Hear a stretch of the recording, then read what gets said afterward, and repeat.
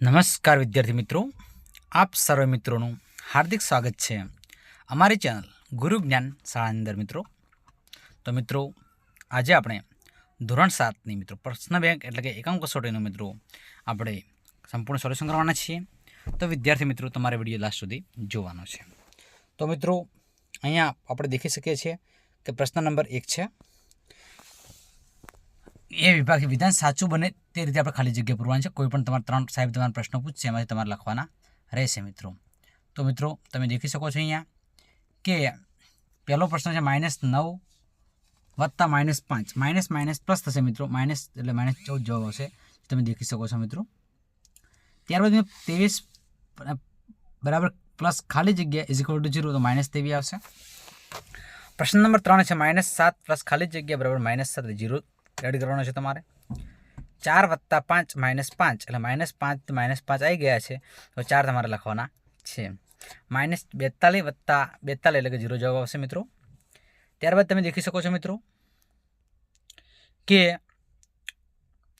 પ્રશ્ન નંબર 6 છે -34 વત્તા 45 બરાબર 45 વત્તા -34, બહુ ઇઝી છે.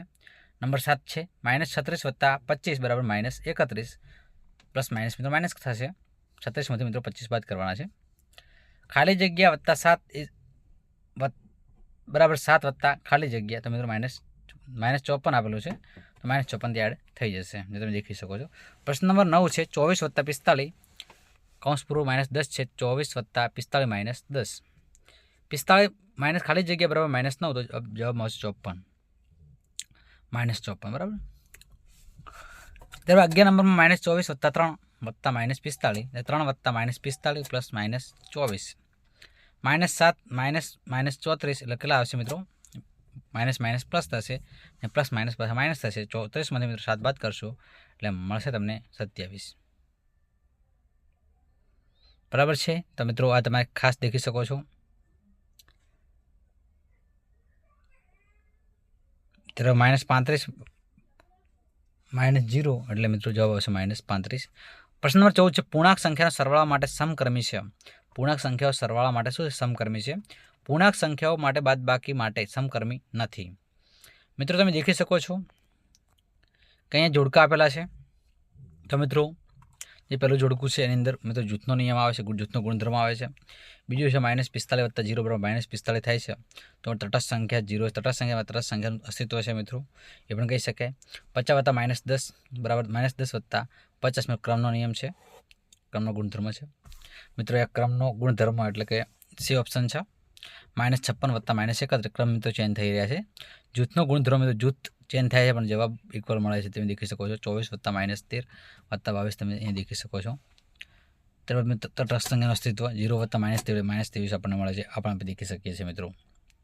ત્યારબાદ મિત્રો તમે દેખી શકો છો પાછું ક્રમ જૂથનો તટસ્થ નિયમ છે, તો તમે અહીંયા સેમ ટુ સેમ પ્રોસેસ છે. તો પહેલાની અંદર મિત્રો સી આવશે, બીજાની અંદર મિત્રો ત્રીજાની અંદર ત્રીજો ઓપ્શન આપેલું છે, ત્રીજાની અંદર મિત્રો એ આવશે, ચોથાની અંદર મિત્રો તમે દેખી શકો બી ઓપ્શન આવશે.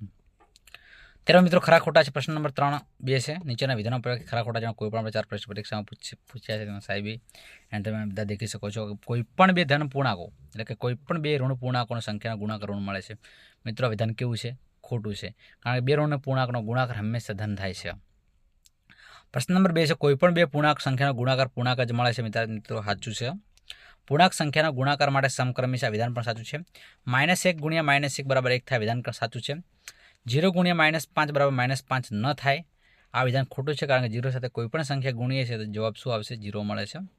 ત્યારે મિત્રો અહીંયા તમે દેખી શકો છો જૂથનો નિયમનું પાલન થયું છે, આ વિધાન સાચું છે.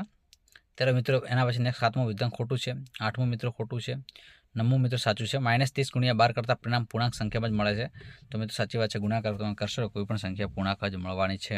કોઈ પણ સંખ્યાને 1 વડે ગુણતા પરિણામ તેની જ સંખ્યા મળે. કોઈ પણ સંખ્યાનો 1 વડે ગુણાકાર કરીએ, આ ગુણાકાર ભાગાકાર તટસ્થ સંખ્યા શું છે? 1 છે, માટે જવાબ આવશે એ સંખ્યા પોતે.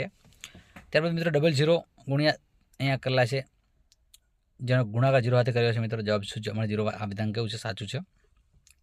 -3 ગુણ્યા -5 વત્તા 6 એટલે 6માંથી 5 જશે એટલે 1 મળશે. 1 ગુણ્યા -3 એટલે મિત્રો તમે દેખી શકો છો -3 જવાબ આવે છે, પણ અહીંયા +3 કરી દીધું છે, માટે વિધાન કેવું છે? ખોટું છે. ત્યારબાદ મિત્રો તમે કોષ્ટક દેખી શકો છો કે એક સાથે ગુણાકાર કરવાના છે, સંખ્યાઓ આપેલી છે એનાથી અહીંયા ઉપર સંખ્યા આપેલી છે કે -5 × 4 = 20. પહેલાં ઉદાહરણ તમે દેખી શકો છો, પરીક્ષા પૂછેલું જ છે એકમ કસોટી વિભાગમાં. અને બીજું એના પછી -3 × 4 કરવાના -12 થશે. -12 × 4 એટલે -48 થશે. 5 × 25 થશે, -25 થશે. 5 × 3 = 15 થશે અને 12 × 5 = 60 થશે. 12 × 7 = 84 થશે. -12 × 8 એટલે 12 થશે, -96. અને 12 × 10 એટલે -120 થશે. 15 સાથે 105 થશે. 15 × 8 = 120 થશે મિત્રો માઇનસમાં, ને 15 દાન મિત્રો 150 થશે. તો ગુણાકાર તમારે કરવાના છે. 11 × 8 = 88 થશે મિત્રો, માઇનસ પ્લસ થશે. 8 × 4 = 32 થશે, માઇનસ થશે. અને 16 × 8 મિત્રો 128 થશે, એ માઇનસ મિત્રો પ્લસ થશે.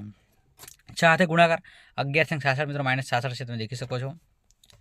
ત્યારબાદ મિત્રો તમે અહીંયા દેખી શકો છો. તો મિત્રો 6 સાથે 4 × 6 = 24 થશે મિત્રો.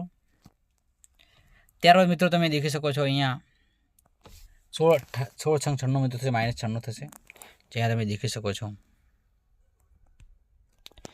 બરાબર છે મિત્રો. ત્યારબાદ આપણે થોડા આગળ વધીએ કે દુકાનદાર, પ્રશ્ન નંબર 3 છે, ગણતરીના ઉકેલમાં કોઈ પણ 2 પ્રશ્ન પૂછી શકાય છે. કે દુકાનદાર એક પેન વેચતા 2% નફો મળે છે, ₹2 નફો મળે છે. તે પેન્સિલ વેચતા 50 પૈસાને ખોટ જાય. પેન્સિલ મિત્રો વેચવી જરૂરી નથી, કારણ ખોટ જઈ રહી છે અહીંયા 50 પૈસા, એટલે પેન્સિલ ના વેચે તો સારું છે. પણ મિત્રો દુકાનદાર છે 10 પેન વેચી નાખે છે અને 12 પેન્સિલ વેચી નાખે છે.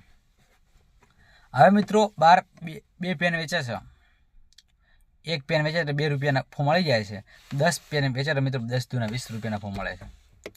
હવે પેન્સિલની વાત કરીએ તો 50 પૈસા ખોટ જાય છે, એટલે મિત્રો 2 પેન્સિલ વેચશે એટલે મિત્રો એને ₹1 ખોટ જશે. તો 12 પેન્સિલ વેચે છે મિત્રો 12 એટલે 12 અડધા 6 મિત્રો ₹6 ખોટ જશે, તમે દેખી શકો છો. 12 માંથી 6 મિત્રો બાદ કરશો, 20 માંથી 6 બાદ કરશો એટલે ₹12 નફો મળી જશે મિત્રો. તો મિત્રો તમે જવાબ અહીંયા પ્રશ્ન દેખી શકો છો. અને જે પણ મિત્રો પ્રશ્ન તમારે ના આવડે એ મિત્રો કોમેન્ટ બોક્સમાં કોમેન્ટ કરો, જેથી કરીને અમે તમને સંપૂર્ણ સોલ્યુશન વ્યવસ્થિત આપી શકીએ. વિડીયો લોંગ થઈ રહ્યો હતો એટલે મિત્રો અમે તમને પ્રશ્નના જવાબ આપી શક્યા નથી. તો લોંગ પ્રશ્નના જવાબ આપણે ટૂંક સમયની અંદર તમને તમારી જરૂર પડે જે પ્રશ્ન એનો જવાબ પ્રત્યુત્તર આપીશું. તો મિત્રો ત્યાં સુધી મળીએ ફરી નવા વિડીયો સાથે. ત્યાં સુધી આવજો. જય હિન્દ, જય ભારત.